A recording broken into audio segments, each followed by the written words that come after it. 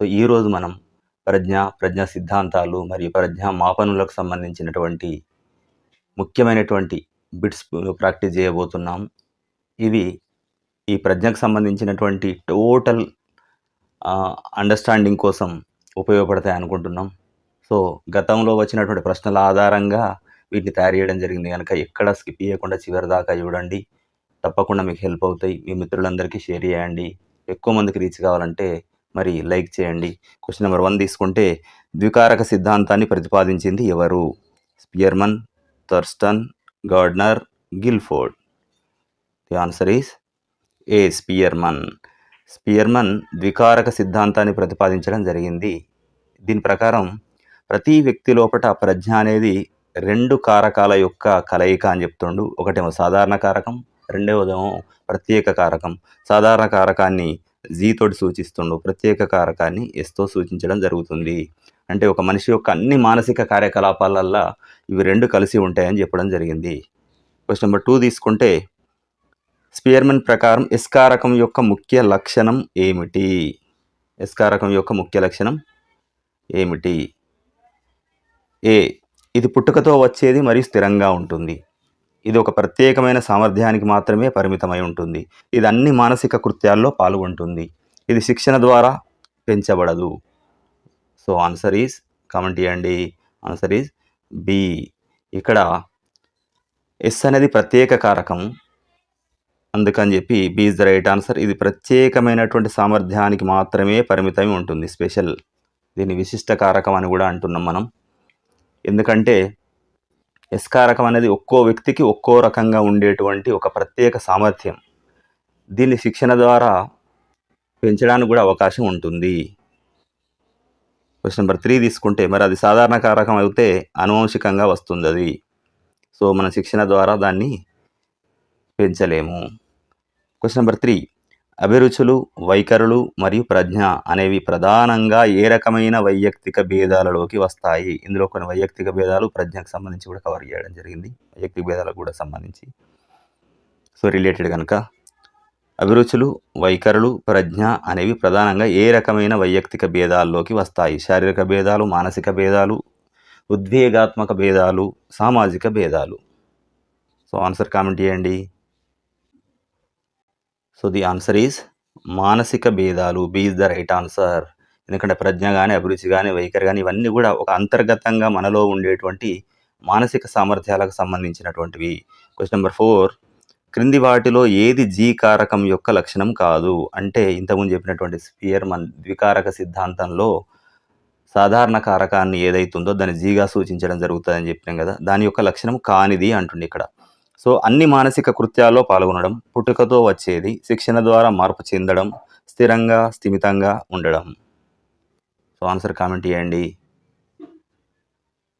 కానిది అంటుండు కనుక సో ఇది శిక్షణ ద్వారా మార్పు చెందడం అంటుండు. ముందుగానే మనం చెప్పినట్టు శిక్షణ ద్వారా ఎస్ కారకాన్ని అంటే ప్రత్యేక కారకాన్ని మార్చవచ్చు, పెంచవచ్చు, కానీ ఈ సాధారణ కారకాన్ని శిక్షణ అనేది ఉండదు. ఇది పుట్టుకతో వచ్చేదై ఉంటుంది, అన్ని మానసిక కృత్యాల్లో పాల్గొంటుంది మరియు స్థిరంగా స్థిమితంగా కూడా ఉంటుంది. సో క్వశ్చన్ నెంబర్ 5 తీసుకుంటే, వైయక్తిక భేదాలకు కారణాలుగా క్రింది వాటిలో ఏ అంశం పేర్కొనబడ్డది? వైయక్తిక భేదాలకు మరి ఏది కారణం అవుతుంది? క్రింది వాటిలో ఏది?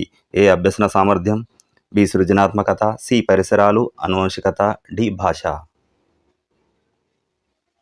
సో ఇక్కడ C is the right answer. పరిసరాలు మరియు అనువంశికత ఇవి 2 కూడా ఈ వైయక్తిక భేదాల్లో ప్రభావం చూపుతాయి.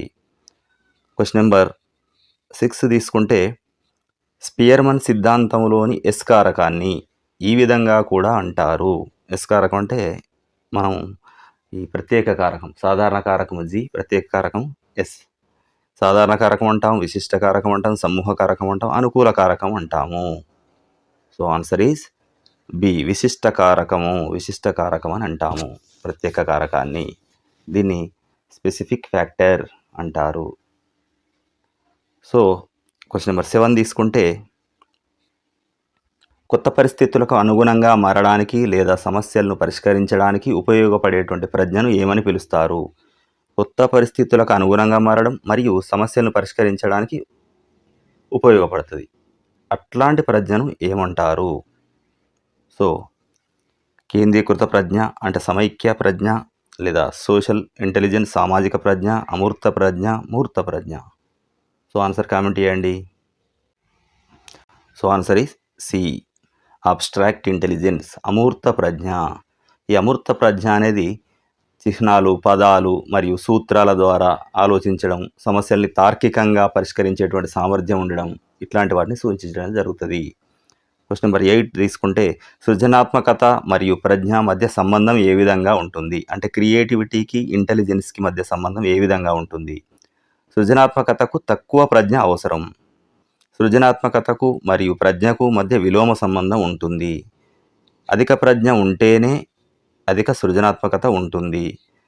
ప్రజ్ఞాశాలి కాని వ్యక్తి కూడా సృజనాత్మకతను ప్రదర్శించవచ్చు. ఆన్సర్ కామెంట్ చేయండి. సో ఇక్కడ D is the right answer. ఎందుకంటే ప్రజ్ఞాశాలి కాని వ్యక్తి కూడా సృజనాత్మకతను ప్రదర్శించవచ్చు. ఎందుకంటే ఈ క్రియేటివిటీ సృజనాత్మకత గల వాళ్ళందరికీ కూడా ఎంతో కొంత తగినంత ప్రజ్ఞ ఉంటుంది. కానీ ప్రతి ప్రజ్ఞాశాలి ఈ సృజనాత్మక కలవాడు కాడు అని ఇక్కడ పేర్కొనడం జరుగుతుంది. గుర్తుపెట్టుకోండి. క్వశ్చన్ నెంబర్ 9 తీసుకుంటే, ప్రజ్ఞాలబ్ధి ఇంటెలిజెన్స్ కోషెంట్ ఐక్యూ సూత్రం ఏమిటి? IQ is equal to MA/CA × 100, CA/MA × 100, CA/MA + 100, MA/CA - 100. So the answer is MA/CA × 100. అంటే MA అంటే mental age, C chronological age అంటారు. అంటే శారీరక వయస్సు CA, మానసిక వయస్సు MA. అంటే ఒక వ్యక్తి తన ఏజ్కు తగ్గట్టు అతని యొక్క ప్రజ్ఞ డెవలప్ అయిందా లేదా అనేది చూడడానికి కొరకు దీన్ని చూస్తాం. సో ఇక్కడ ఆయన మానసిక వయస్సు అంటే అతని ఎంత డెవలప్ అయిన మానసికంగా అనేది, అతని శారీరక వయస్సును ఇక్కడ CA అంటున్నాం. So MA/CA × 100 is the answer. అంటే ఇక్కడ ఏమవుతుంది? క్రానాలజికల్ ఏజ్ మరియు mental age. So question number 10 తీసుకుంటే, దైనందిన జీవితంలో లేదా పనులను నిర్వహించడంలో ఉపయోగపడే ప్రజ్ఞని ఏమంటారు? సో ఎవ్రీడే లైఫ్ లోపల మన పనుల్ని నిర్వహించాలంటే ఉపయోగపడేటువంటి ప్రజ్ఞను ఏమంటారు? అమూర్త ప్రజ్ఞ, సామాజిక ప్రజ్ఞ, యాంత్రిక ప్రజ్ఞ, సృజనాత్మక ప్రజ్ఞ అంటారు. సో యాంత్రిక ప్రజ్ఞ కూడా ఒక రకమైనటువంటి మూర్త ప్రజ్ఞనే.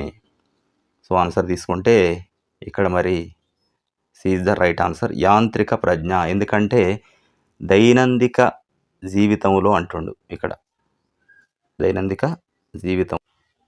సో ఇక్కడ ఏం జరుగుతుందంటే యాంత్రిక ప్రజ్ఞ అనేది మూర్త ప్రజ్ఞ. మూర్త అంటే కంటికి కనిపించేది, అమూర్త అంటే కంటికి కనిపించినటువంటి భావాల ద్వారా అంటే ఆలోచనలు అన్నట్టు. సో ఇక్కడ డైలీ లైఫ్ లోపల మన పనులను నిర్వహించడం అంటుండే కనుక ఇది మూర్త ప్రజ్ఞ అవుతుంది. సో యాంత్రిక ప్రజ్ఞ అని కూడా చెప్పుకోవచ్చు. యాంత్రిక ప్రజ్ఞ అనేది మూర్త ప్రజ్ఞనే.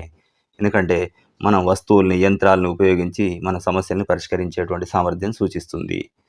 క్వశ్చన్ నెంబర్ 11 తీసుకుంటే, గిల్ఫర్డ్ ప్రజ్ఞా నమూనా ప్రకారం సృజనాత్మకతకు అత్యంత సన్నిహిత సంబంధం ఉన్న ఆలోచన ఏది? గిల్ఫర్డ్ సిద్ధాంతం ప్రకారం సృజనాత్మకతకు అత్యంత సన్నిహిత సంబంధం ఉన్న ఆలోచన ఏది? ఎటువంటి ఆలోచన? సో ఇక్కడ ఏ కేంద్రీకృత ఆలోచన, విభిన్న ఆలోచన, సమైక్య ఆలోచన, విషయ పరిజ్ఞానం అంటుండే ఇక్కడ.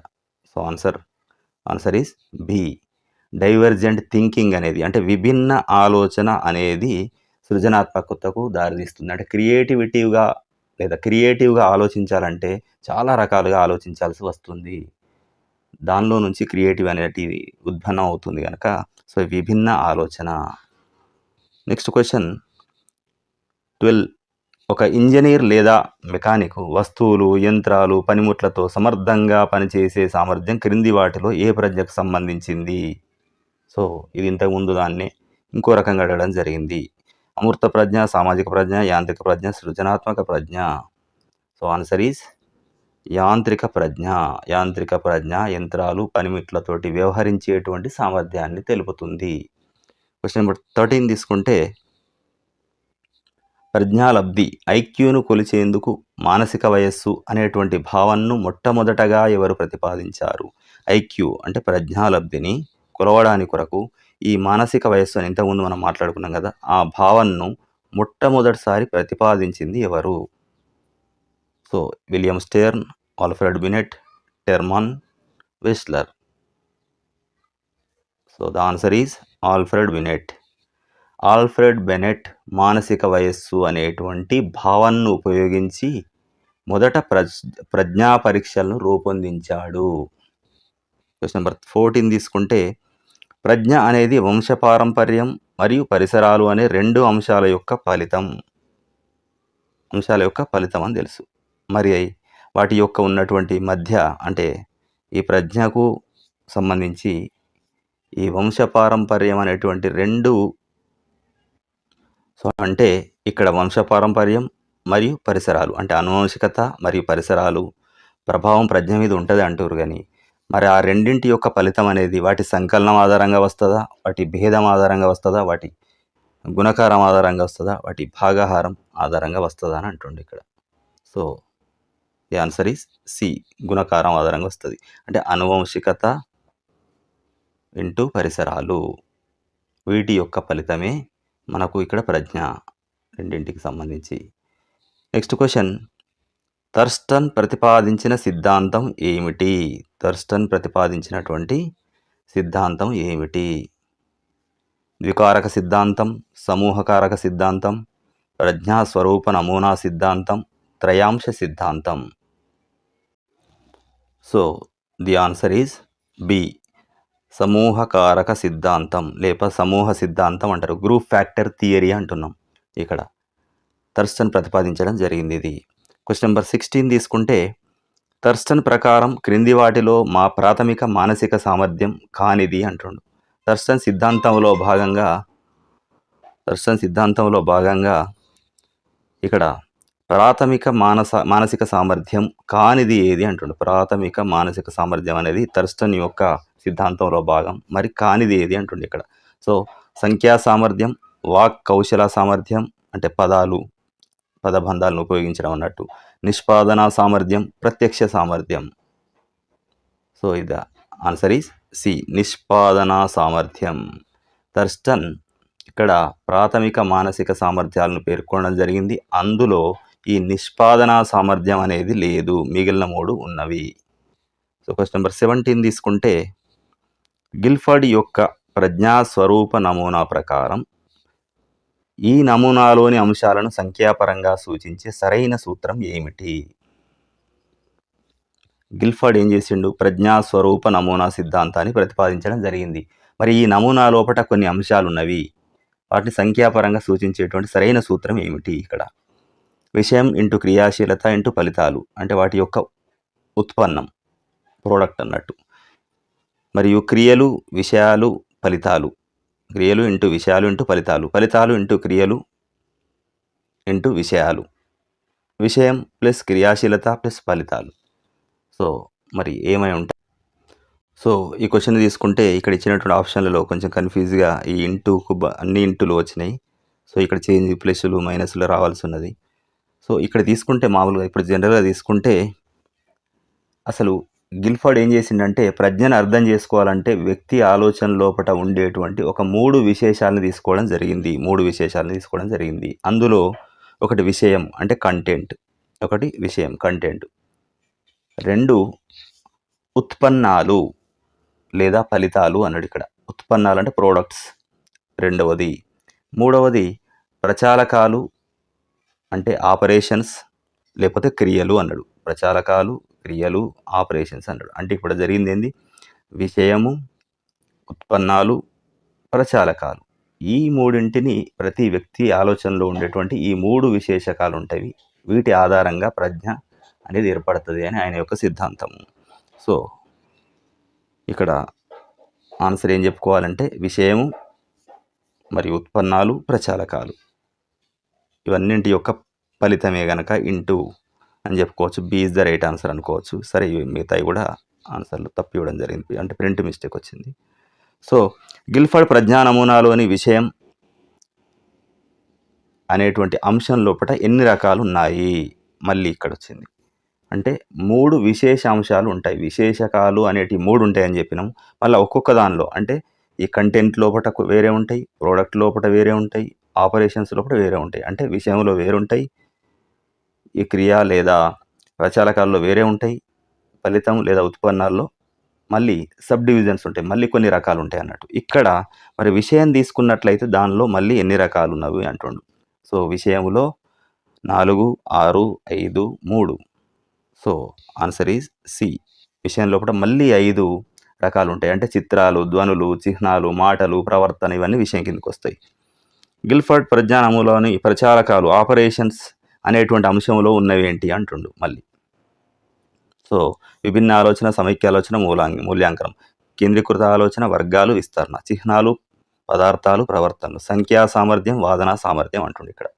సో గిల్ఫర్డ్ రెండో విశేషకం అంటే 3 విశేషకాలు ఉంటాయని అనుకున్నాం కదా, దానిలో ఒకటి విషయం అయిపోయింది. రెండవ విశేషకం ఆ విశేషకం ఏదైతే ఉందో అది దాన్ని ఏమంటారు, ప్రచారకాలు అంటారు. అంటే ఆపరేషన్స్ అంటే క్రియలు అని చెప్పుకున్నాం ఇంతకుముందు మనం. ఇందులో ఎన్ని ప్రధాన సమూహాలు ఉన్నవి? ఎన్ని ఉన్నవి? 5 ఉన్నవి అంటున్నాం. అవి ఏవి అని ఇక్కడ ఇవ్వడం జరిగింది.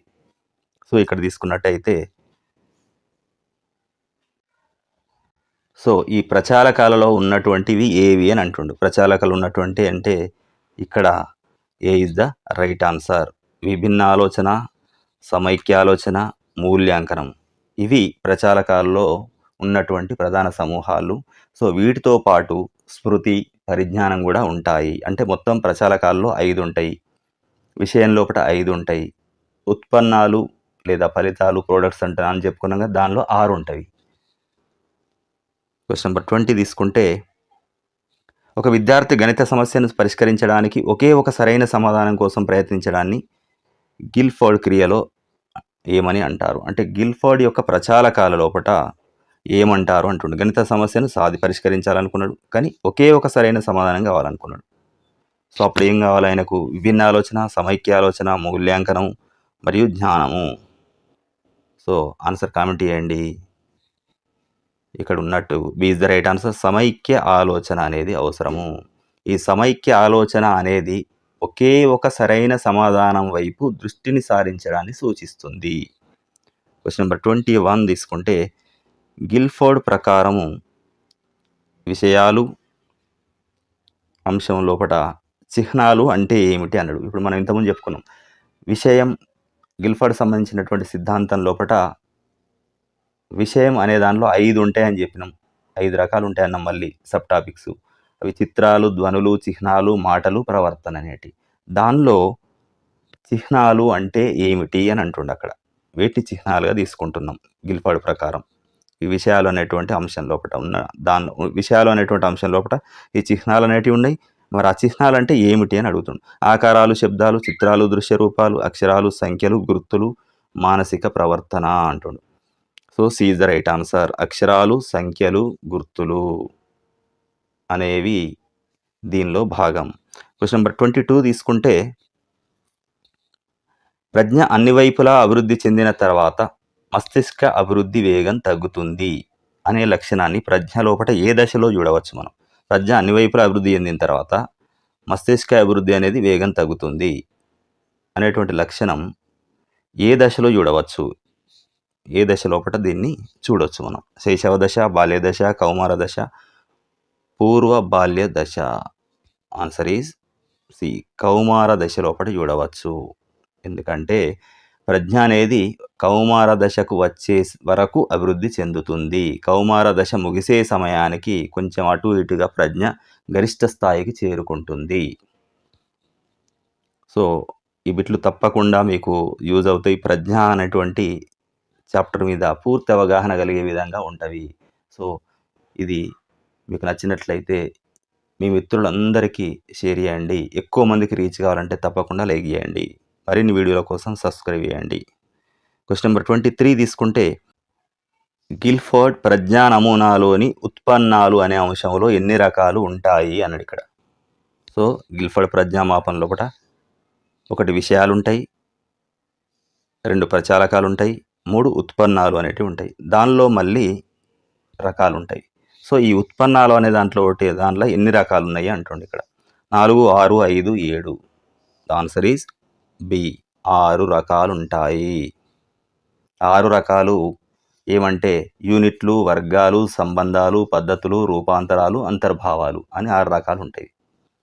క్వశ్చన్ నెంబర్ 24 తీసుకుంటే రాత, చదువు, సంస్కృతి పరిజ్ఞానం లేని వ్యక్తులకు, అంటే రాత తెలియదు, చదువు తెలియదు, సంస్కృతి పరిజ్ఞానం లేని వ్యక్తులకు మరియు నిరక్షరాస్యులకు ప్రజ్ఞను మాపనం చేయడానికి అత్యంత అనుకూలమైనటువంటి పరీక్షలు ఏవి? చదువు రాని వారికి, రాయడం చదవడం రాయని వారికి, నిరక్షరాస్యులకు ప్రజ్ఞను మాపనం చేయాలంటే, కొలవాలంటే, ప్రజ్ఞ కొలవాలంటే అత్యంతమైనటువంటి అనుకూలమైనటువంటి పరీక్షలు ఏవి? వైయక్తిక శాబ్దిక పరీక్షలు, నిష్పాదనా పరీక్షలు లేదా అశాబ్దిక అని కూడా అంటారు వాటిని, సమూహ శాబ్దిక పరీక్షలు, కాగితం పెన్సిల్ పరీక్షలు. ఆన్సర్ ఈజ్ నిష్పాదనా పరీక్షలు లేదా వీటిని అశాబ్దిక పరీక్షలు అంటారు. పర్ఫార్మెన్స్ టెస్ట్ అంటాము. సో దీనికి ఈ పరీక్షకు వరకు రాత, భాష అనేది అవసరం ఉండదు. క్వశ్చన్ నెంబర్ 25 తీసుకుంటే ప్రజ్ఞాలబ్ధి సూత్రాన్ని మొట్టమొదట ఎవరు ప్రతిపాదించారు? ప్రజ్ఞాలబ్ధి సిద్ధాంతాన్ని మొట్టమొదట ఎవరు ప్రతిపాదించారు? Alfred Binet, William Stern, Terman Simon. Stern intelligence కోషెంట్ను ప్రతిపాదించడం జరిగింది. సో క్వశ్చన్ నెంబర్ 26 తీసుకుంటే ప్రజ్ఞా పరీక్షల్లోని విశ్వసనీయత అంటే ఏమిటి? మరి ఏదైనా పరీక్షకు విశ్వసనీయత అనేది కంపల్సరీ అవసరం. మరి ఈ విశ్వసనీయత, రిలయబిలిటీ అంటే ఏమిటి? అంటే ఒక పరీక్షకు చెందిన ఫలితాలు వేరే కాలంలో కూడా స్థిరంగా ఉండడమా? ఒక పరీక్ష ద్వారా దేన్ని మాపనం చేయాలనుకుంటామో దాన్నే మాపనం చేయడమా? ఒక పరీక్ష యొక్క దాని కఠినత్వం లేక కష్టతరమా? ఒక పరీక్షకు సంబంధించిన విషయాల అంటుండే ఇక్కడ. సో ది ఆన్సర్ ఈజ్ ఇక్కడ రెండు దీనికి సంబంధించినవిగా కనబడట్లేదు, ఈజీగానే తెలిసిపోతుంది కనుక ది ఆన్సర్ ఈజ్ ఏ. ఒక పరీక్షకు చెందినటువంటి ఫలితాలు వేరువేరుగా మనం పరీక్షించినప్పటికి కూడా, వేరే కాలంలో కూడా పరీక్షించినప్పటికి కూడా మారకుండా స్థిరంగా ఉంటాయి. ఉన్నప్పుడే దానికి విశ్వసనీయత అనేది ఉంటుంది. అంటే పరీక్ష ఫలితాల్లో స్థిరత్వం మరియు స్థిమితత్వం ఉంటుంది. క్వశ్చన్ నెంబర్ 27 తీసుకుంటే ఒక విద్యార్థి యొక్క మానసిక వయస్సు 10 సంవత్సరాలు, మరి శారీరక వయస్సు 8 సంవత్సరాలు. అయితే అతని ప్రజ్ఞాలబ్ధి ఎంత అంటుండు. మనం ఇంతకుముందు చెప్పిన సూత్రం ప్రకారం చేసుకోవాలి. ఏది? మానసిక వయస్సు బై శారీరక వయస్సు ఇంటూ 100 తీసుకుంటే ఇది వస్తుంది. సో ఆన్సర్ కామెంట్ చేయండి.